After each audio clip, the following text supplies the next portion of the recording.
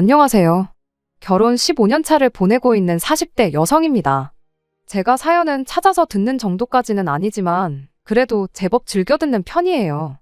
그간 다른 분들의 사연을 여기저기서 듣고 읽고 하면서 뭐 저런 집이 다 있나 싶을 때도 있고 저 집은 정말 이혼 말고는 답이 없겠구나 싶은 충격적인 사연도 많았었지요. 하지만 대부분의 이야기들을 들었을 때 제 반응은 저런 걸로 진짜 이혼까지 한다고? 하고 오히려 사연자를 욕하면서 속으로 웃어넘겼던 적이 대부분이었습니다.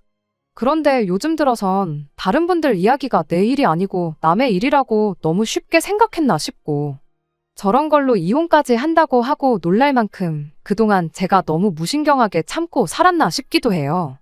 이젠 왜 그때 그분들이 끝내 이혼이라는 마지막 수단을 선택했는지 막상 그런 일들을 제가 직접 당하게 된 지금에 와서야 이해가 됩니다.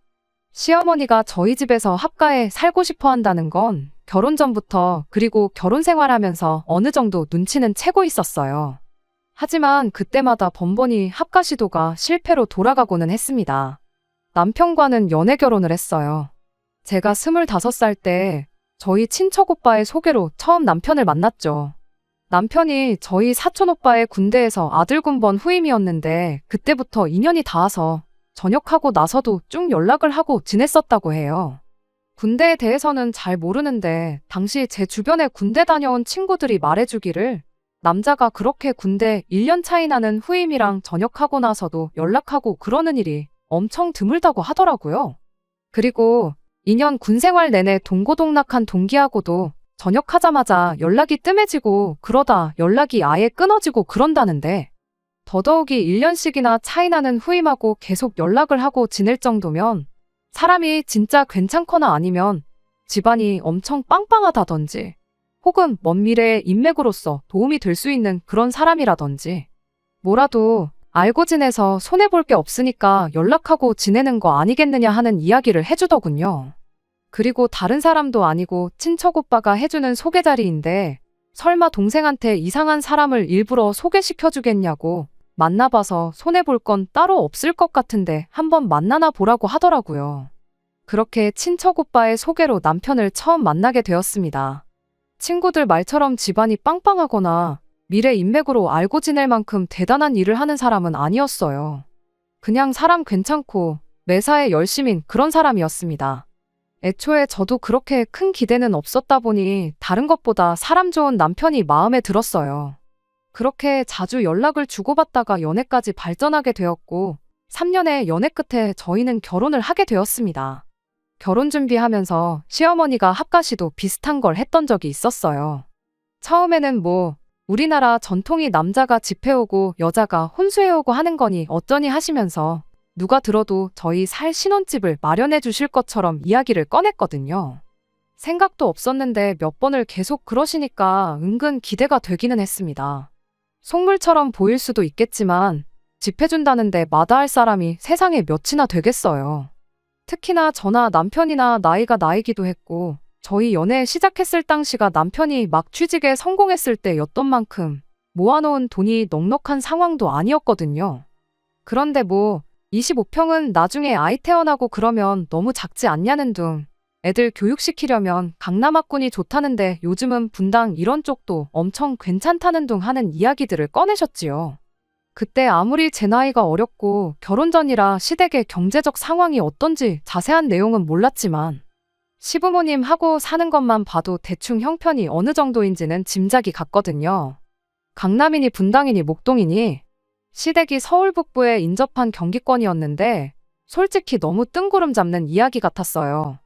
그때나 지금이나 집값이 상상도 못할 만큼인데 계속 그쪽 지역 이야기를 꺼내는 게 하루는 혹시나 시댁이 엄청난 알부자고 그걸 남편이 여지껏 티를 안 낸 건가 그런 생각도 했어요.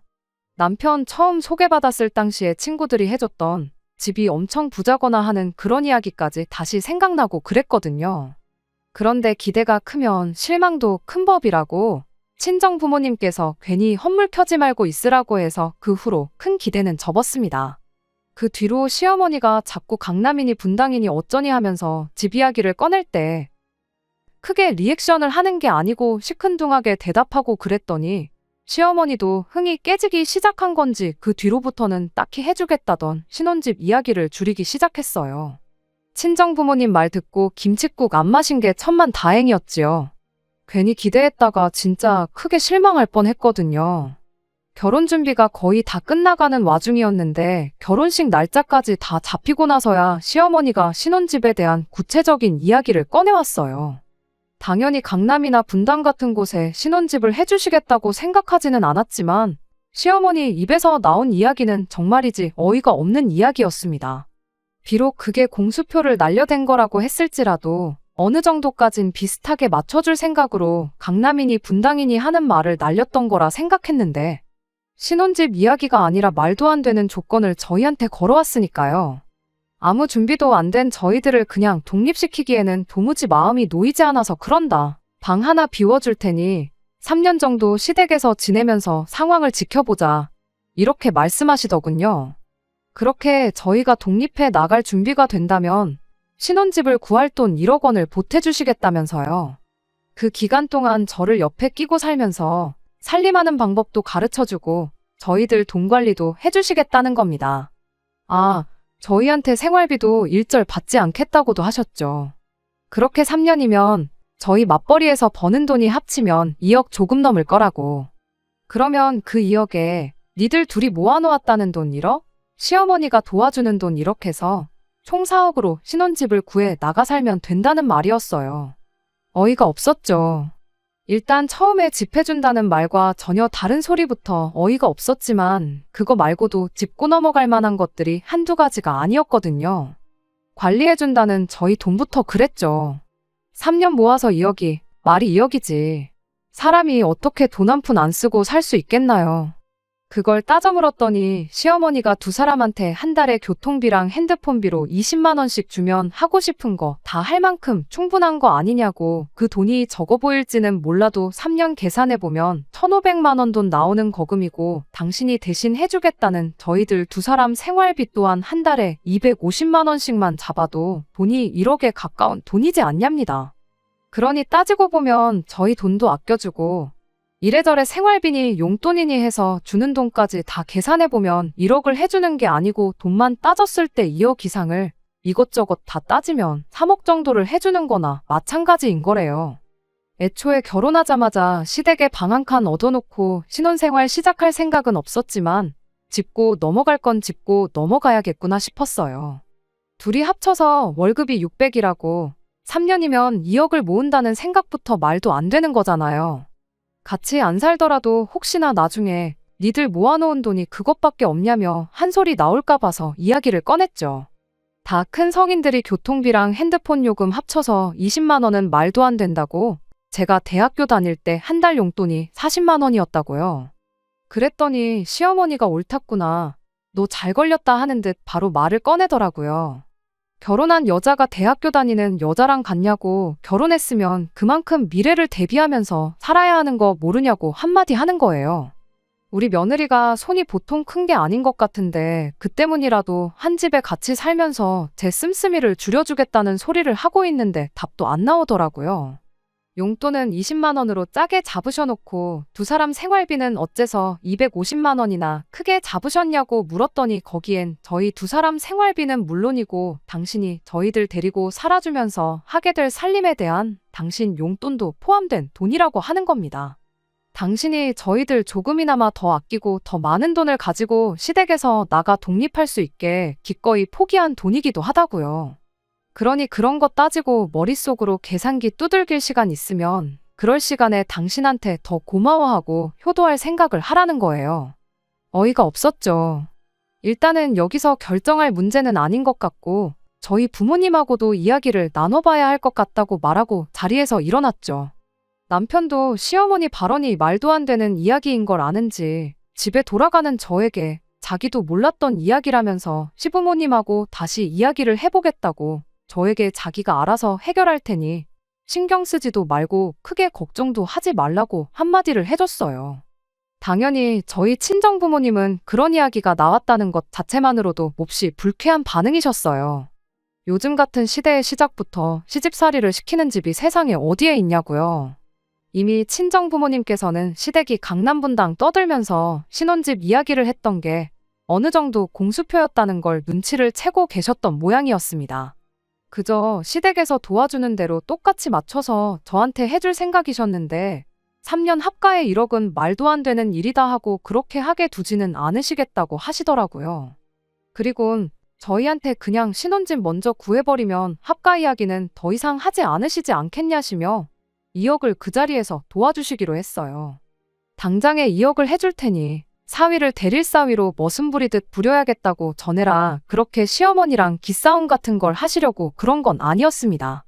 그냥 말도 안 되는 걸로 공수표를 날리는 시어머니가 못마땅했던 거지. 그때까지만 해도 남편은 저희 집에서 남편감으로 더할 나위 없다고 평판이 좋았거든요.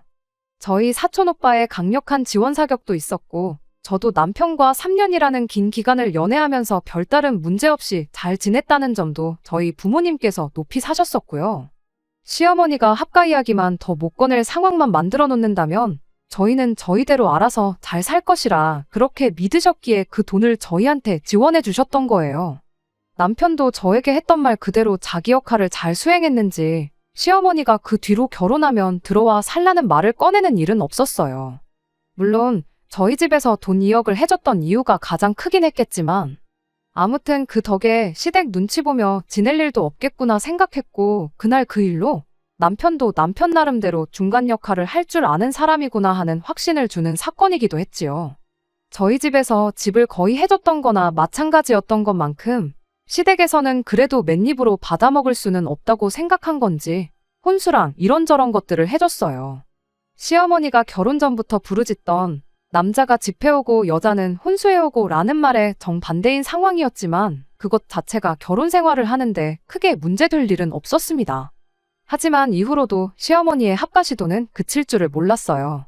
저희 첫째 아이 태어났을 때 시어머니가 애 봐줄 사람이 필요하지 않냐며 방 한 칸 비워놓으면 당신이 저희 집에서 먹고 자고 하면서 아이를 돌봐주겠다고 하셨죠. 맞벌이하는 입장에 그게 무조건 나쁜 제안은 아니었지만 시어머니는 아이를 봐주신다기보단 합가를 노리고 그러시는 거라는 게 너무 눈에 뻔히 보였어요. 애 때문에 시아버지 혼자 집에 둘 수는 없으니 이왕에 방 한 칸 비우는 거 좀 넓은 방으로 만들어 놓으라 하시질 않나. 그걸 떠나서 당장 그렇게 시아버지까지 저희 집에서 살게 되면 시댁이 빈집이 되는 거나 마찬가지니 그 집에 전세를 줘야겠다니 집을 정리해서 어디 오피스텔 같은 투자처를 알아봐야겠다느니 그런 말까지 하셨거든요. 그때 가봐야 알 일이겠지만 돌아갈 집이 없는 상황에 시부모님을 애봐준다는 이유 하나만 가지고 집으로 모시기는 좀 그렇더라고요. 그래서 아이는 저희가 알아서 할 테니 걱정 마시라고 하고 말았습니다. 오며 가며 저희 퇴근할 때까지만 봐달라는 부탁도 일부러 하지 않았어요. 괜히 뒷말 나올 수도 있겠다 싶기도 했고 일말에 여지조차 줄 생각이 없었거든요. 그렇게 맞벌이 생활 유지하면서 어찌저찌 아이를 키우고 있었는데 둘째가 생기면서 결국 저는 직장을 그만두기로 했습니다. 보나마나 시어머니가 또 합가 이야기를 꺼낼 수도 있겠구나 싶었고 주변에서 말하길 어릴 때는 남한테 맡기는 것보다 엄마가 아이들을 직접 키우는 게 아이들한테도 좋다는 이야기도 들었고 여러모로 겸사겸사 제가 직장을 그만두고 아이들을 돌보는 것만큼 좋은 방법은 없겠다 싶었거든요. 그렇게 첫째 아이가 초등학교에 들어가던 해에 시어머니가 또 한 번 합가 시도를 하셨어요. 괜히 시아버지까지 하면 저번처럼 거절당하겠구나 싶으셨었는지 이번엔 조금 색다른 작전을 짜서 오셨더라고요. 시어머니가 취미로 등산을 자주 다니시는데 하루는 등산 잘못 갔다가 한번 발을 크게 접질렀던 적이 있었어요. 그때 시어머니가 발목 때문에 아주 옴짝달싹을 못하겠으니 저희 집에서 발목이 다 나을 때까지는 계셔야겠다고 하셨죠. 아버님은 어쩌시려고 저희 집에 와 계신다는 거냐 했더니 발목이 영원히 안 붓는 것도 아니고 2달이면 다 나을 텐데 그 양반도 사람이면 2달은 알아서 지내지 않겠냐며 일단은 혼자 와 계시겠다고 하셨어요. 일단 먼저 저희 집에 오시고 나중에 어떤 이유를 대서라도 아버님까지 오게 만들 심산이겠구나 싶기도 했고 제가 아이들 때문에 집에 계속 있어야 했던 상황이라 시어머니가 저희 집에서 지낸다는 게 그 어느 때보다 달갑지는 않았습니다만 저는 제 나름대로 이걸 기회라고 생각하기로 했습니다. 아프다는 분 모른 척 할 수도 없고 제 나이도 나이다 보니 더 늦으면 사실상 복직이 불가능한 거나 마찬가지구나 싶기도 했거든요. 못해도 둘째 아이가 초등학교 들어가기 전에는 재취업을 해야겠다는 생각이 들던 시기였어서 차라리 이걸 기회 삼아 일자리나 알아봐야겠다는 심산이었어요. 애들이 1학년, 2학년 때가 또 육아하는 데 있어서 엄마 역할이 중요한 시기라고들 하긴 하는데 그때는 애들이 학교 끝나고 저희 퇴근할 때까지 친정어머니가 도와주실 수 있다고 하셔서 이참에 시어머니가 집에 계신 동안 취업 자리를 알아보면 딱 좋겠다 싶었죠. 뭐 당연한 이야기겠지만 시어머니는 엄청 못마땅해 하셨어요. 아픈 사람이 있는데 밖에 나갈 궁리만 하고 있냐면서요. 제가 취직 준비를 하는 거지 매일같이 면접을 다니는 것도 아닌데 걱정 말라고 한마디 해드렸죠. 실제로 그렇게 한 달 정도는 면접 오라는데 서너 군데 다녀온 것 빼고는 계속 집에 있었어요. 그런데 어쩌다 운이 좋았던 건지 면접 다녀온 회사 중에 제일 조건이 좋은 회사에서 바로 출근을 할 수 있냐는 연락을 받게 되었습니다. 여기보다 더 좋은 회사가 저를 불러줄 거라는 확신도 없었고 해서 저도 곧바로 출근을 하기로 했고요. 그런데 제 출근 소식을 듣게 된 시어머니가 지금 아픈 사람을 집에다 두고 출근은 무슨 출근이냐고 난리법석을 떠시더라고요. 그래서 제가 시어머니한테 한마디 했죠. 그래도 다친 게 손목이 아니라 발목이라 천만다행이지 않느냐고. 아예 혼자서 못 움직이는 것도 아니시지 않냐고요. 한 달 같이 지내면서 보니 실제로 목발 같은 거 없어도 혼자 거동하는데 아무 지장이 없으셨어요. 그래도 혼자 오래 서 계시면 발목에 안 좋을 건 사실일 테니 제가 어머님 필요한 건 미리미리 다 준비해놓고 갈 테니 걱정 마시라 했죠. 식사랑 그런 건 다 준비해서 냉장고에 준비해 놓을 테니 전자레인지로 살짝 데워 드시기만 하면 된다고요. 방 따뜻하게 보일러도 켜놓고 낮에 혼자 계시는 동안 TV도 편하게 재밌는 거 골라보시라고 케이블도 신청해뒀고 온수매트도 켜놓고 갈 테니 방이든 거실이든 원하는 데서 맘 편히 쉬고 계시면 되지 않겠냐고요. 나가서 돈 벌어온다는데 시어머니가 무슨 수로 그걸 말렸겠나요. 결국 그렇게 저는 출근을 하게 되었고요. 그런데 2달이면 다 낫는다던 시어머니 발목이 그 후로 2달이 더 지날 때까지 다 낫지 않을 줄은 몰랐어요. 그리고 그게 다 꾀병이었다는 사실도 모르고 있었습니다. 시어머니가 다 나은 발목을 가지고 계속 안 좋은 척 하고 계셨다는 걸 저한테 딱 들키는 사건이 한 번 있었어요. 아침에 조금 늦잠을 자서 부랴부랴 준비하고 출근을 했는데 회사에 딱 도착하자마자 제가 아침에 머리하고 고데기를 끄고 왔는지 기억이 나질 않아서 엄청 신경이 쓰였던 적이 있었습니다. 아마 저뿐만 아니라 많은 분들이 그게 가스불이던 다림이던 같은 경험을 해보셨을 거라고 생각해요. 그리고 보통 그렇게 제대로 끄고 나왔는지 켜놓고 나왔는지 헷갈릴 때면 막상 집에 가서 확인해보면 제대로 꺼놓고 나온 상황이 대부분이라는 것도 저랑 똑같을 거라 생각합니다. 그런데 그걸 직접 확인하기 전까진 너무 신경이 쓰여서 미치겠는 그 상황 다들 알고 계실 거라 생각합니다. 제가 딱 그 상황이었고요. 그래도 다행인 게 시어머니가 집에 계신다는 사실이었어요. 시어머니한테 확인 좀 해달라고 부탁드리려 전화를 했는데 왜인지 시어머니가 전화를 도통 받지를 않으시는 거예요. 식사 중이신가 보다, 화장실 가셨는가 보다 싶어서 시간마다 계속 전화를 했는데도 한 번을 전화를 받지를 않으시더라고요. 그러니 더더욱 신경이 쓰이기 시작했어요. 설마 고데기 때문에 불이라도 나겠나 싶었지만 시어머니까지 전화를 안 받으니 더더욱 신경이 쓰여서 안 되겠다 싶었습니다. 그래서 회사의 사정을 설명하고 점심시간 전후로 해서 후다닥 집에 다녀오기로 했습니다. 제가 집에 도착했을 때가 오후 1시가 다 돼가는 시간이었는데 집에 도착하니 시어머니가 집에 안 계시더라고요. 일단 그게 중요한 게 아니었으니 부랴부랴 방으로 뛰어들어갔는데 고데기는 아예 코드까지 뽑아놓고 뒷정리까지 해놓고 나왔었어요. 별것도 아닌 걸로 호들갑을 떨었구나 싶은 와중에 첫째 아이 학교 끝나고 집에 올 시간이 다 되어가는데 집에 아무도 없는 게 마음에 걸렸어요. 시어머니는 그 와중에 아픈 다리 이끌고 어딜 가신 건지 끝까지 전화를 받지 않으셨고요. 결국 회사에 연락해서 상황을 다시 설명하고 그날은 아예 오후 반차를 쓰는 걸로 하고 쉬었네요. 입사한 지 얼마 되지도 않아서 연차수가 많은 것도 아닌데 그거 쓰는 것도 아까웠고 눈치도 엄청 보였습니다. 아무튼 그렇게 몇 분 지나지 않아서 첫째 아이가 학교 마치고 집에 돌아왔어요. 시어머니가 집에 돌아온 건 둘째 아이가 어린이집 하원하는 시간이 되기 15분쯤 되어서였습니다. 발목이 아프시다더니 위아래로 등산복을 쭉 빼입으셔서는 숙련자도 꺼린다는 초겨울 등산을 다녀오셨더라고요. 뭐 산이라고 해서 멀리까지 가신 건 아니고 집에서 가까운 동네 뒷산 다녀오신 거긴 하지만 시어머니가 집에 있는 저를 보더니 엄청 당황스러운 눈치였어요. 네가 여기 왜 있냐고 묻길래 저희 집인데 제가 있으면 안 되는 거냐고 대답을 하고 어머님이야말로 아픈 다리 이끌고 어딜 다녀오신 거냐고 했죠. 누가 봐도 나 등산 다녀왔다고 광고를 하는 복장이었다 보니 변명도 하지 못했어요. 집에만 있으니 답답해서 오랜만에 지인분들하고 잠깐 코에 바람 좀 넣고 오셨다는데 그때 결국 발목이 다 나은 지는 좀 되었고 이런 식으로 나간 게 처음이 아니었다는 사실까지 알게 되었어요.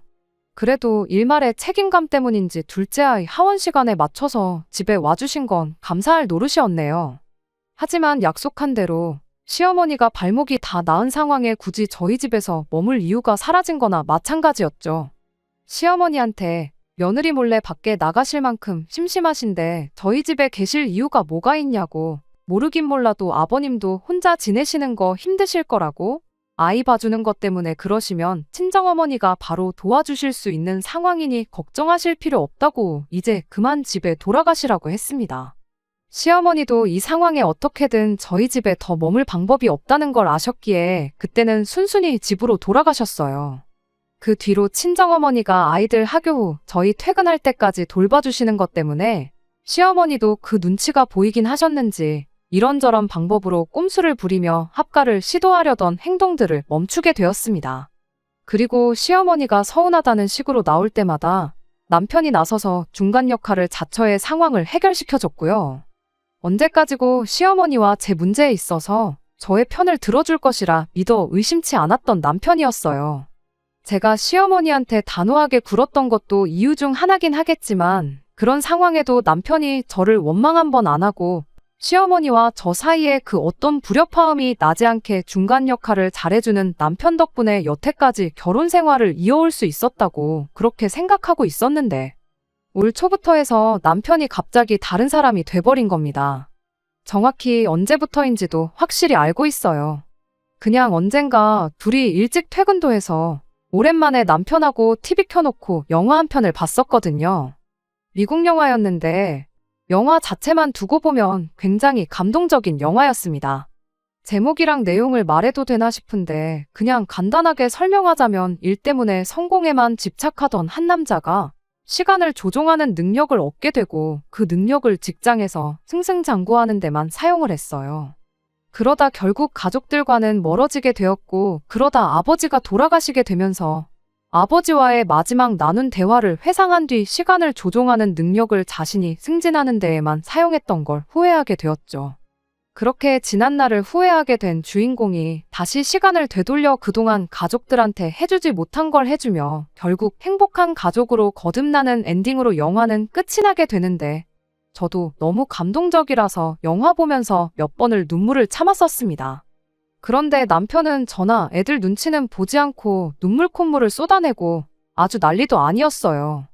말씀드렸다시피 영화가 주는 메시지 자체가 성공에만 집착하지 말고 가족들을 챙기고 돌아보라는 그런 뜻이 담긴 가족영화였는데 문제는 남편이 영화가 주는 메시지 자체를 자기 좋은 대로 해석했다는 데 있었습니다. 남편한테는 시간을 되돌리면서 그동안 가족들한테 소홀했던 걸 반성하는 주인공보다 항상 아들과 가깝게 지내고 싶어 하던 아버지를 밀어내기만 했던 주인공에게 이입을 했던 게 문제였지요. 물론 영화 자체에서 부모님과의 관계도 중요하다 언급은 하고 있었지만 가장 중요한 건 내 아내와 내 자식, 내 가족에게 후회가 남지 않게 자라라는 내용이 주된 내용이었거든요. 어떤 작품에 대한 해석이 모두 똑같을 필요는 없지만 남편의 경우에는 아버지와 주인공 관계가 가장 마음에 와닿았던 것 같습니다. 그런데 그 대상이 시아버지가 아니라 시어머니한테 있었다는 점이 또 문제였어요. 그 영화를 보고 난 뒤부터 남편이 부쩍 시댁을 챙기는 데에만 신경을 쓰더라고요. 그동안 자기가 회사 생활한다고 부모님을 못 챙긴 것 같다며 주말만 되면 애들 데리고 시댁에 좀 다녀오자고 난리도 아니었어요. 줄창 시댁만 가자길래 친정은 언제 가자고 할런지 두고 봤더니 2달 내내 주말마다 시댁에는 가자면서 친정 이야기는 꺼내지도 않더라고요. 그래서 한 번은 제가 시댁만 가고 친정은 갈 생각이 없느냐 물었더니 장모님은 그동안 아이들 돌봐주시면서 우리 집에 자주 왕래하지 않았느냐고 그러니 갈 필요가 없다는 소리를 하더라고요. 차라리 시댁만 다녀오는 게 전부였으면 이렇게까지 어이가 없지는 않았을 거예요. 한 번은 시어머니 생신을 맞아서 저보고 시어머니 생신상 좀 차려보라는 소리를 하는 겁니다. 다른 분들 사연에서 들었을 때는 생신상 차려드리는 걸로 진짜 이혼도 하고 파혼도 하고 하는 게 사실이냐고 도무지 이해가 안 간다고 하던 저였었는데 막상 내 남편이 시어머니 생신상을 저보고 차려오라니 그 기분이 어떤 기분인지 새삼 이해가 되는 거 아니겠어요.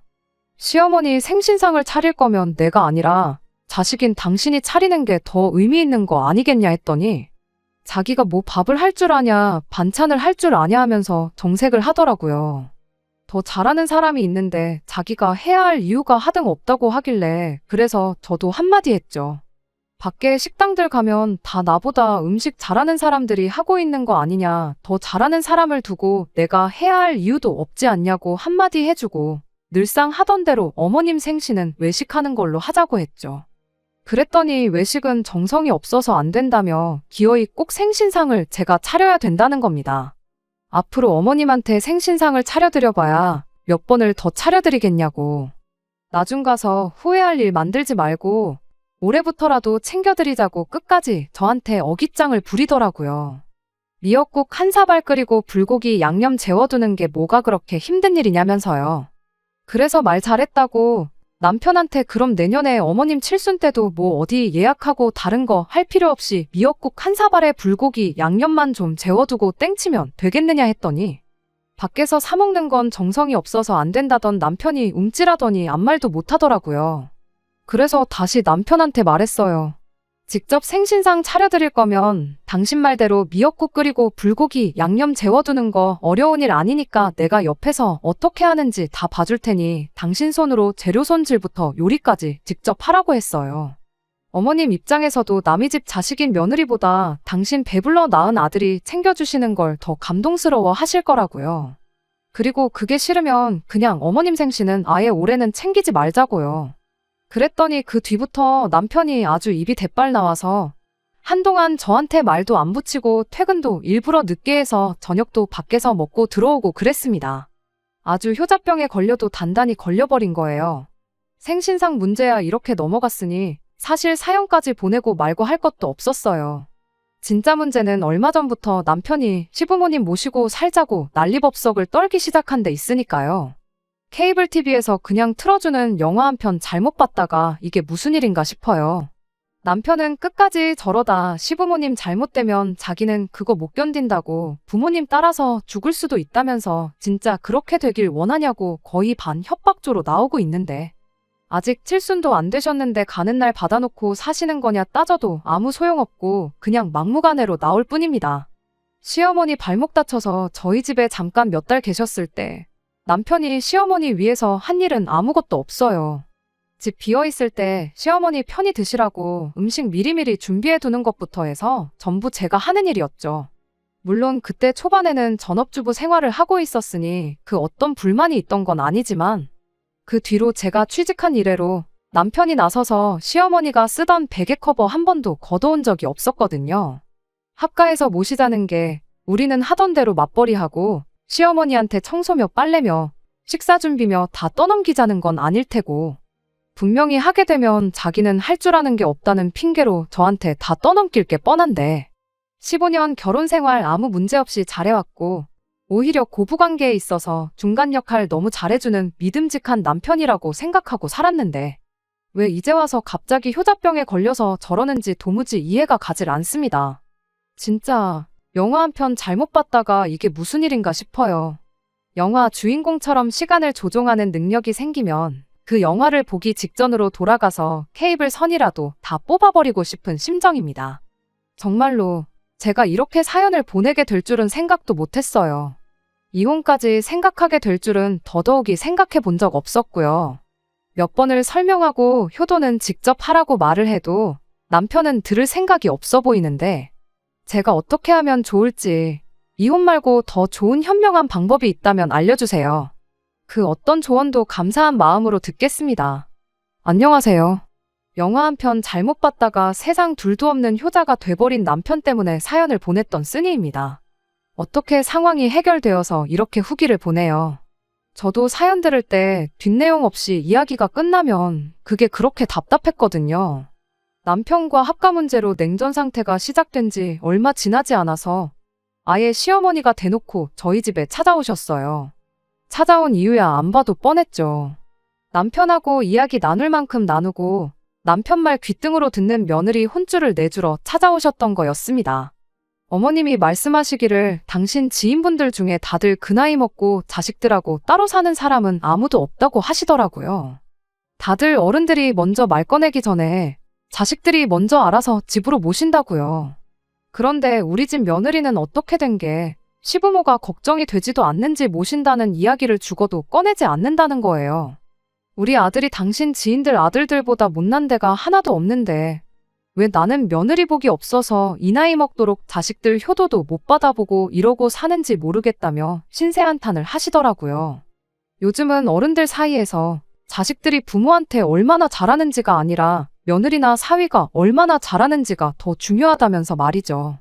며느리가 딸처럼 얼마나 살갑게 구는지, 며느리가 시어머니 모시고 어딜 다녀왔는지, 지인들은 다들 그런 거 자랑하기 바쁜데 당신은 사람들 다 모인 자리에서 며느리 자랑할 만한 게 시어머니 알기를 아주 쥐뿔로 알고 말대꾸하는 게 세계 제일이라는 거 정도밖에 없어서 어디 사람들 만나러 가는 게 쪽팔려 죽겠다고 하시더라고요. 그래서 저도 말했죠. 그것 참 신기하다고. 시집간 제 친구들 이야기 들어보면 며느리가 시어머니한테 알아서 잘해도 시어머니가 며느리 귀찮게 해봐야 당신한테도 아들한테도 좋을 거 하나 없다시면서 명절 때도 오지 말라신다고 하신다던데 제가 아는 이야기랑 달라도 너무 다르다고요. 저 스스로 효부라고 하는 말은 아니지만 저 정도면 꼬박꼬박 안부 전화도 드리고 주기적으로 시댁 찾아뵙고 요 근래 거의 매주 말마다 시댁 찾아가는 거 가지고 남편한테 불만 있다는 이야기도 한번 꺼낸 적 없는 게 저라고 했더니 시어머니가 갑자기 폭발해서는 너는 하는 말마다 네 하고 대답하는 게 아니라 말대꾸부터 하는 그 주둥이가 문제라고 콕 집어서 이야기를 하는 거 아니겠어요? 자식이면 자식답게 부모가 먼저 말하지 않아도 알아서 효도를 할 생각을 해야 되는 거 아니냐면서요. 그래서 말 나온 김에 저도 15년 세월 결혼 생활하면서 해본 적 없는 이야기들을 꺼냈습니다. 꼭 합가해서 한 집에 같이 살아야 하는 게 효도인지는 잘 모르겠지만 효도를 해야 한다면 저는 친정 부모님한테 할 테니 시부모님 효도는 아들인 남편한테 받으시라고요. 결혼할 때 받은 것도 친정에서 받은 게 더 많았고 아이를 봐주셔도 친정어머니가 더 봐주셨으니 자식된 도리는 어머님 아버님이 아니고 친정 부모님 하는 게 더 맞는 것 같다고요. 그랬더니 시어머니가 바로 한마디 하시더군요. 내가 애 봐준다고 했을 때 싫다고 거절한 게 다른 사람이 아니라 바로 너였지 않냐면서요. 이미 10년도 더 지난 이야기 꺼내시는데 그렇게 나오신다면 저도 할 말이 많았어요. 그래서 곧장 시어머니한테 대답을 했습니다. 결혼 전에 시어머니가 처음 이야기 꺼냈던 말부터 시작했어요.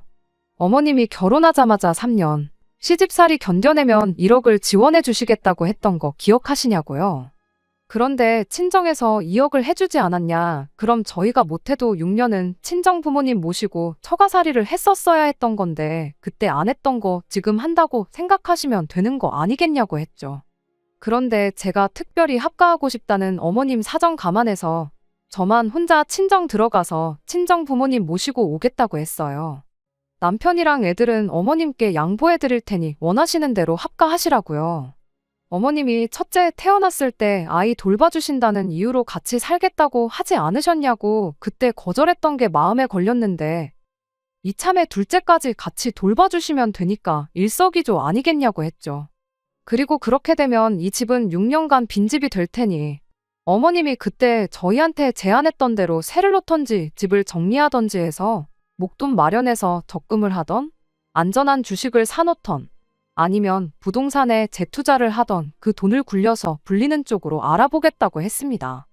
이 모든 것들이 다 시어머니가 저한테 꺼냈던 말들이었다 보니 시어머니가 그게 잘못됐다고 딱히 반박을 못하고 가만히 계시더라고요. 그래서 곧바로 이야기 다 정리된 것 같으니 당장 오늘부터 그렇게 하겠다 말하고 저는 방에 들어가서 제 짐을 싸기 시작했습니다. 그랬더니 남편이 방에 따라 들어와서 이게 뭐 하는 짓이냐고 따지는 거예요. 지난 15년 결혼 생활 하는 동안 어머니가 그렇게 우리랑 같이 살아보고 싶다고 이야기하셨는데 한 번을 못 들어주냐면서 말이죠.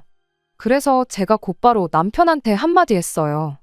내가 뭐 이혼하자는 것도 아니지 않냐고, 당신도 어머님 모시고 살고 싶다고 하고 어머님도 우리랑 같이 살고 싶다고 하시기에 그렇게 하겠다는 건데 뭐 문제될 게 있냐고요.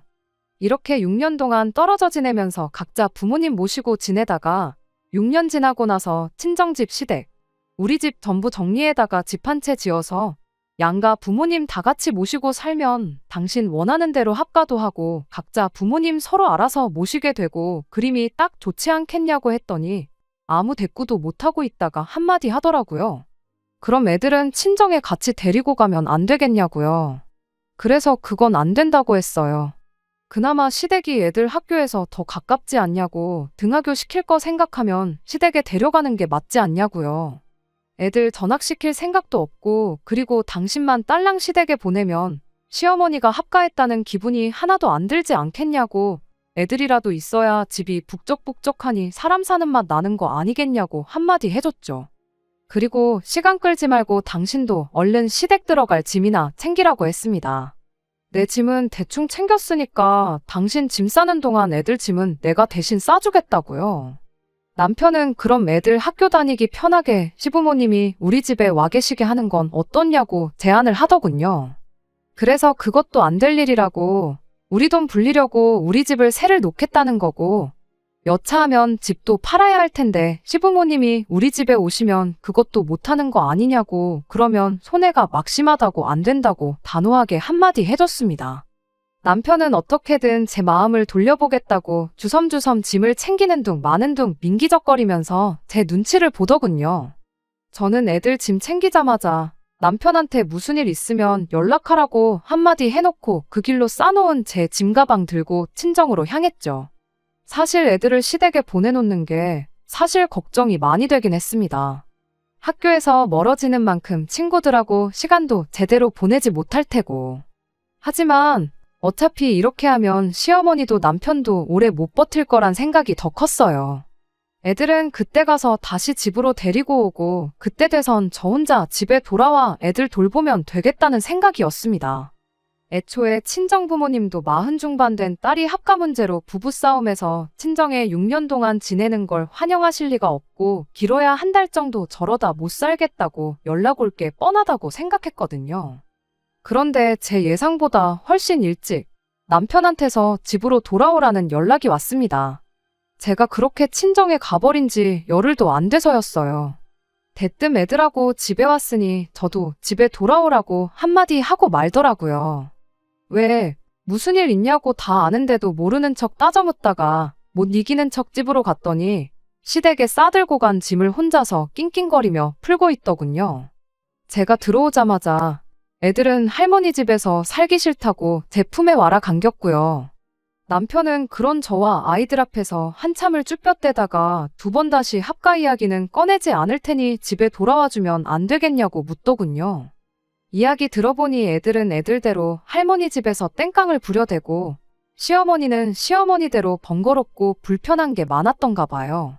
두 분이 일찍 주무셔서 저녁 식사를 조금 이르게 하시는데 남편 퇴근 시간에 밥을 한 번 또 차려줘야 하는 게 그렇게 귀찮았었던 거죠. 자존심이 있어서 그냥 합가는 없던 일로 할 테니 돌아가란 말도 못하고 그렇다고 합가해서 좀 편하게 지내려고 했더니 며느리는 온데간데였고 손주들이 들어와서 애들 학교 마치는 시간에 데리러도 가야 하고 밥때보다 늦게 퇴근하는 아들 굶길 수도 없는 노릇이라 번거롭게 밥 준비는 또 2번을 해야 하고 결국엔 시어머니가 나는 모르겠다고 파업을 하셨답니다. 네 먹을 밥은 네가 알아서 차려 먹으라고 대놓고 남편한테 선언을 하셨더라고요. 남편도 그냥 돌아오기엔 저한테 면목이 없으니 어떻게든 버텨보려고 했는데 시어머니가 애들 하교시키는 것도 귀찮다고 회사에서 잠깐 나와서 애들 집에 데려다 놓던 애들한테 버스 타는 법 알려줘서 알아서 하교를 시키던 하라고 아주 배째라고 나오셨대요. 그래서 견디다 못한 남편이 시어머니한테 2번 다시 모시고 살아달란 말은 하지도 마시라 말하고 짐 싸들고 집으로 도망 나왔다는 겁니다. 그리고 그때 이 합가를 해서 혼자 손해보는 사람이 제가 될 것이란 걸 그때 깨달았대요. 사람들이 왜 나이 먹고 이혼하면 무조건 남자가 손해라고 하는지 알겠다고 미안했다며 2번 다시 대리효도 문제로 제 속 썩이는 일 없을 거라 다짐을 하더라고요. 입이 아프게 벌써 설명했던 일이고 그게 그저 형식적인 사과이긴 했겠지만 적어도 2번 다시 남편 입에서 합가 이야기는 나오는 일 없게 이야기가 잘 풀렸습니다. 그리고 지금은 다시 예전 남편의 모습으로 돌아왔어요. 영화 내용대로 시간을 되돌려 가족한테 충실한 남편이 돼주었네요. 물론 이 사건을 겪는 동안 남편한테 앙금이 많이 생기긴 했지만 지난 1년을 제외한 나머지 결혼 생활을 되돌아보면 애들한테도 잘했고 저한테도 잘했던 남편이었으니 그 마음만 변치 않는다면 앞으로의 결혼 생활은 아무 문제도 없을 거라 생각합니다. 시어머니하고는 그날 이후로 왕래도 없고 연락도 없이 지내고 있어요. 시아버지 통해서 이야기 들어보니 합가 이야기는 2번 다시 꺼내시지 않을 것 같은데 어떻게 저희랑 풀어야 하나 고민하고 계신다네요. 시아버지가 저희한테 이야기를 전한 만큼 저희가 먼저 나서서 화해의 손길을 내밀기 원하시는 것 같은데 시어머니한테 지난 날을 전부 사과받겠다는 심사는 아니지만 당분간은 이렇게 지내려고요. 굳이 제가 나서서 해결할 일은 아니다 싶거든요. 제 사연에 의견 달아주신 분들께 감사의 말을 전하고 싶습니다. 여러분들 조언 덕분에 이렇게 상황이 제가 원하는 대로 해결된 것 같아요. 남은 올 한 해 마무리 잘하시고 새해 복 많이 받으세요. 끝까지 들어주셔서 감사합니다. 오늘의 사연은 여기까지입니다. 구독과 좋아요, 알람 설정 부탁드리고 더 좋은 사연으로 다시 찾아뵙겠습니다. 감사합니다.